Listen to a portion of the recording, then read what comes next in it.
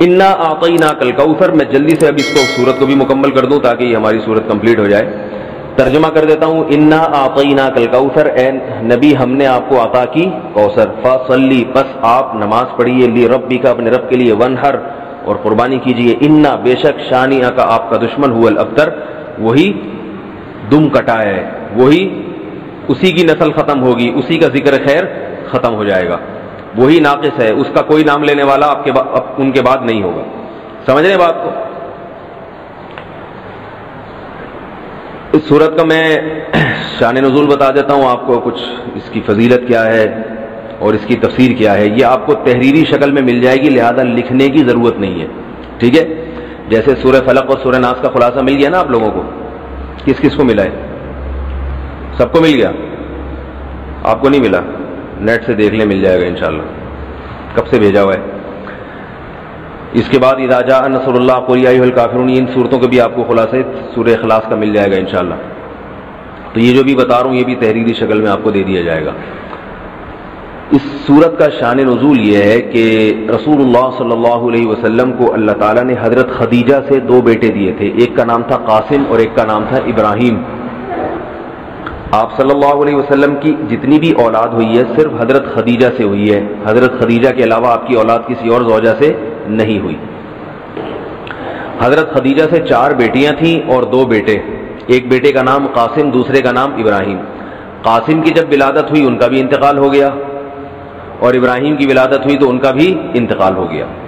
عرب میں نرینہ اولاد کی بڑی اہمیت تھی، کیونکہ انسان کا نسب اس کی نرینہ اولاد سے چلتا ہے، بیٹیوں سے نہیں چلتا. بیٹیاں تو غیروں کی ہوتی ہیں، رخصتی ہو کے دوسروں کے ہاں چلی جاتی ہیں، ان کے نسل میں اضافہ کرتی ہیں، ان کی نسل بڑھاتی ہیں. اپنے شوہر اور اپنے شوہر کے ددیال کی نسل میں اضافہ کریں گی. وہ اپنے باپ کی نسل میں اضافہ کون کرتا ہے؟ بیٹا. کیونکہ نسب کس سے چلتا ہے؟ باپ سے چلتا ہے، سوائے بلاول بھٹو کے.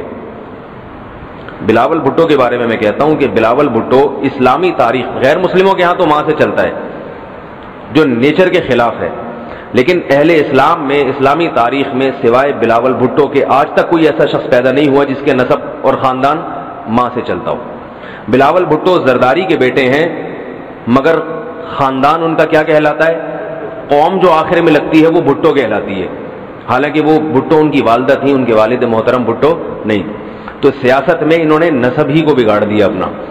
سمجھ رہے بات کو؟ تو یہ سیاسی لوگ اتنے خطرناک ہوتے ہیں کہ یہ اپنے باپ کے نسب کو بدل دیتے ہیں سیاست کے چکر میں، کیونکہ زرداری لگے گا تو ووٹ نہیں ملیں گے، ووٹ بھٹو کے نام کو کیش کرانا ہے. خیر، تو رسول اللہ صلی اللہ علیہ وسلم کے 2 بیٹے ہوئے، دونوں کا انتقال ہو گیا.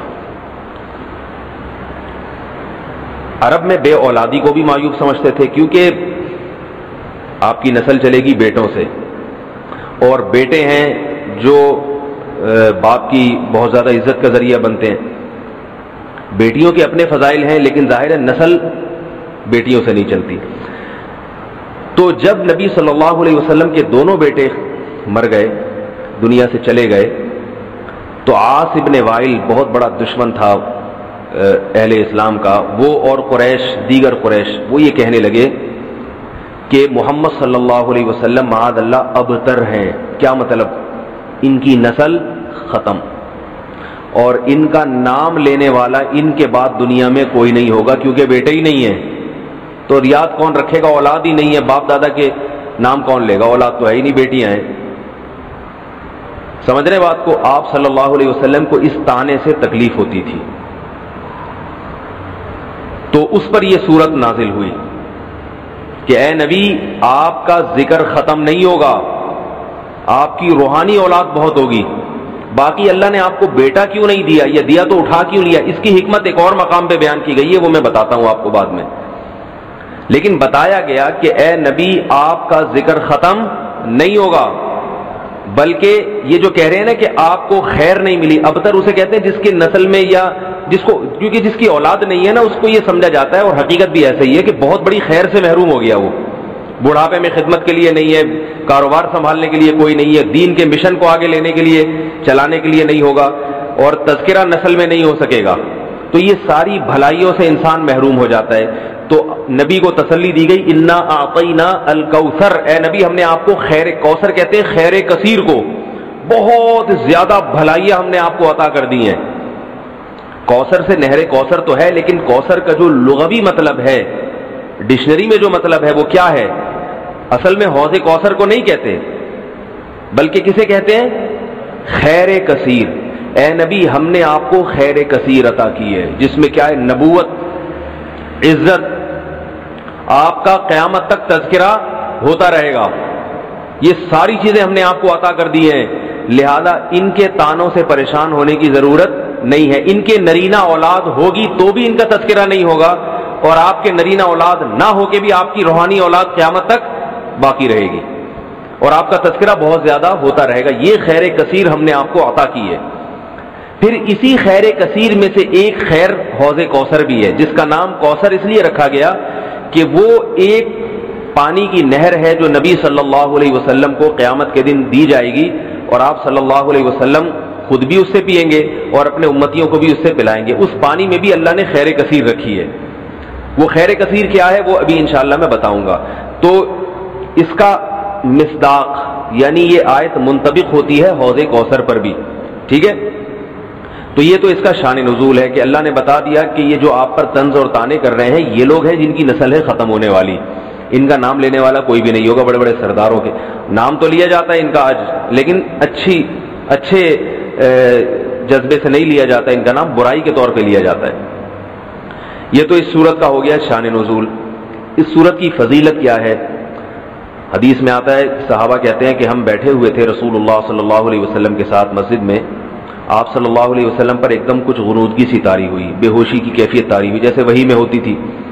تو اس کے بعد جب آپ صلی اللہ علیہ وسلم بالکل بیدار ہوئے ہیں، نارمل حالت میں آپ صلی اللہ علیہ وسلم آئے ہیں، تو بڑے خوش تھے، اور آپ صلی اللہ علیہ وسلم نے اس سورت کی تلاوت کی.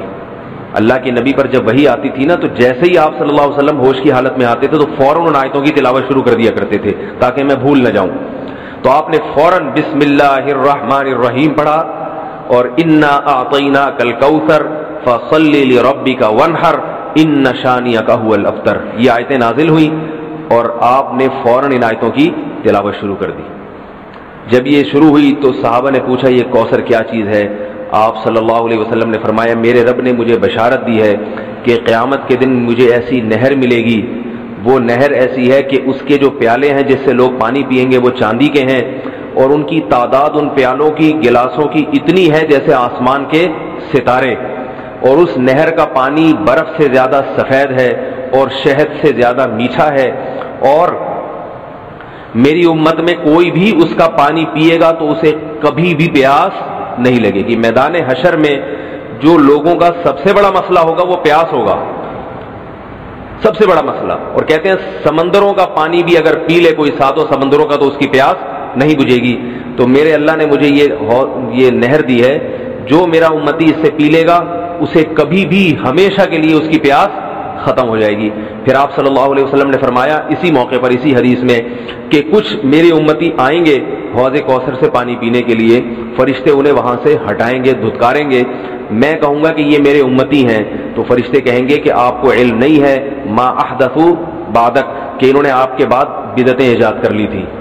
ہیں تو آپ کے امتی، مگر انہوں نے آپ کے دین میں تبدیلیاں کر لی تھی. جو دین آپ ان کو دے کر گئے تھے اس پر انہوں نے قناعت نہیں کی، اپنی طرف سے اس میں اضافے کیے، ایڈیشن کہتے ہیں نا، بہت ساری چیزیں بڑھا لی انہوں نے. تو اس میں وعید بھی آپ صلی اللہ علیہ وسلم نے بتا دی کہ حوض کوثر سے بدعتی کو پانی پینے کی توفیق نہیں ملے گی. تو یہ تو اس صورت کی فضیلت ہو گئی. اب اس صورت کے مضامین کیا ہیں، تفسیر کیا ہے اس کی، اس کے اسباق کیا ہوتے ہیں، یہ انشاءاللہ پھر وقت چونکہ ہمارا پورا ہو چکا ہے، یہ اگلے لیکچر میں سورہ ماعون کے ساتھ. وما علینا الا البلاغ.